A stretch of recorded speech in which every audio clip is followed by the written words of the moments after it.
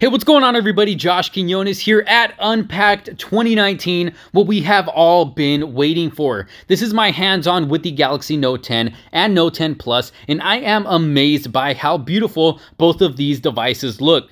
There have been so many leaks leading up to this day, but there is nothing like seeing the real thing. Now, I'm not going to go over any major specs here. I'll save that for my official unboxing video. This is just a first hands-on and impressions video. Now, you can notice a definite size difference between the two phones. That's because the regular Note 10 is smaller, coming at 6.3 inches, with the Plus model coming at 6.8 inches. They both have beautiful dynamic AMOLED displays, with the Note 10 having a 1080p display and the Plus having a 3040 by 1440p display. Now, even with the 1080p display on the regular Note 10, it still looks absolutely beautiful. Samsung has always been good about bringing the best displays out there, but it is kind of a bummer that they didn't go with the higher resolution.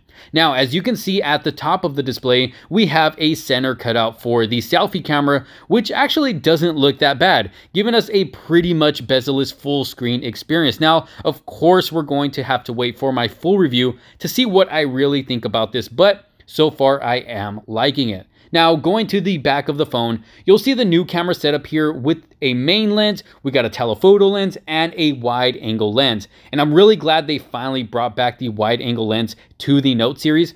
I've always had a great time using it on my S10 Plus, so I know I am going to love this one as well. And it also has a live focus video mode now, which is freaking amazing, giving you a nice bokeh effect in the background of the subject you're filming. But you already know me, I am big about the cameras, and I'll be doing tons of camera tests with this device to see just how good they really are. So make sure you subscribe so you don't miss out on any of those videos. Now, you'll notice there is no fingerprint sensor in the back anymore. That is because, like the S10, it is now in the display. Now, going around the sides, top and bottom of the devices, you'll notice something is not there anymore. And yes, your eyes are correct. There is no headphone jack. Samsung has gotten rid of the headphone jack, which is, in my opinion, kind of a bummer because personally, I do use the headphone jack. So it's hard to see it officially gone on these Samsung devices when they have stood their ground for so long to keep it. The power button has been moved to the other side underneath the volume rockers, which is kind of weird, at least for me. It's not what I am used to. Of course, it is going to take some getting used to having the power button on the other side. Then you got the SIM card slot and a microphone, and that other thing we thought was an IR blaster is not an IR blaster. At least that is what I was told by one of the Samsung representatives.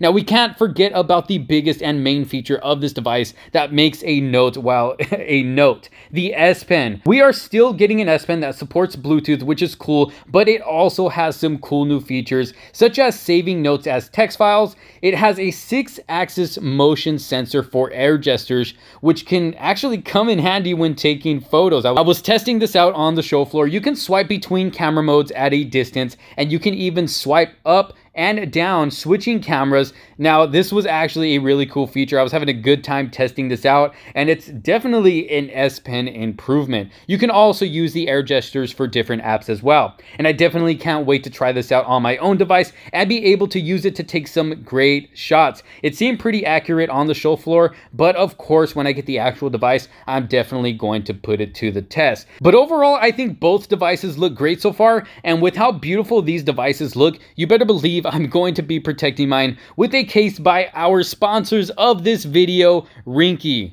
Ringke is a case manufacturer that makes great quality cases at an affordable price for all types of devices. They look great and provide great protection as well. I've done plenty of drop tests with these cases, and they always protect the device very, very well, leaving no cracks or scratches. They have plenty of cool options to choose from, like the ones I have here and more. And if you find yourself interested and want to pick some up for yourself, especially for that new Note device, I'll make sure to drop a link down in the description below. So there it is, our first official look at the Galaxy Note 10 and Note 10 Plus. The Note 10 is a little small for my liking, and I will definitely be going for the Plus model. But y'all let me know what you think down in the comment sections below.